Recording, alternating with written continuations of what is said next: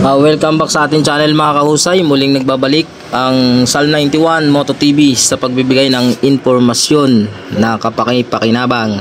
Ngayon meron tayo ditong Honda Beat na V4, Honda Beat FI. At bali mga kahusay, kanina pa tayo pinahihirapan ng motor na to dahil dito sa shop natin naka 5 fuse na tayo, ay pinuputok pa rin niya.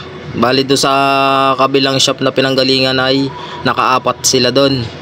Pinuputok niya yung fuse ng ECU. Yan oh. Nakarami na tayo dito mga kausay. Yung fuse ng ECU niya, pag nilalagay mo tapos sinusian mo, kanina kasi umandar pa to kaya akala ko ay pwede na. Tapos nung pinatakbo ko, pagdaan ko ng hams, nakadalawang ikot lang ako, namatay na naman yung motor. Tas ito, binaklas ko na ulit. Tinuluyan ko ng baklasin yung kanyang kahat. Hinanap ko nga yung mga linya ng kanyang harness. Medyo okay pa naman yung motor dahil bago. Wala tayong nakita ditong mga kahina-hinalang pwedeng panggalingan ng kanyang pagkaputol ng mga fuse.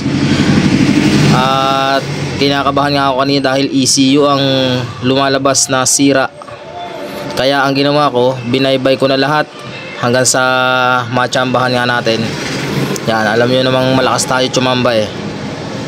Then dito sa gitna, hindi pa ito ang aking pinaghinalaan kanina, pero kutob ko nandito. Kaya tinanggal ko na yung kanyang footboard. Then check ko ulit yung kanyang wire. Pagka check ko ng wire niya, hinanap ko yung coding na black stripe light thread. Yun, nasa gitna. Binaybay ko yan, bali marami siyang connection. Napakahirap ng ganitong manual check kasi hindi ko pwedeng isalpak yung aking diagnostic tools at baka madali at mas lumala yung ating problema, pati ako madamay sa problema. Ayan. Then chinek ko nga dito sa stock harness niya na walang kabalot-balot. Wala yata sa plano ang paggagawa ng harness ng engineer nito, kaya nakita ko tong talop na wire. Ayan, kumpirmado natin yung kanyang coding na kumikis-kis dito sa bakal kapag nalulubak. Ayan, kaya pala putok ng putok yung fuse nya. Yan, tumatama, parang winelding na yung bakal nya dito sa may footboard. Dumidikit yan kasi napudpud na yung coated ng ano bang tawag doon, ng wire. Coated ba tawag doon? Bahala na kayo kung anong tawag doon, basta yung balot ng wire. Ang mahalagang importante dito, ating mapaandar itong motor dahil ito ay pinadala lang sa ating tropa ng may-ari para ayusin nga daw at inayawan doon sa master na FI garage.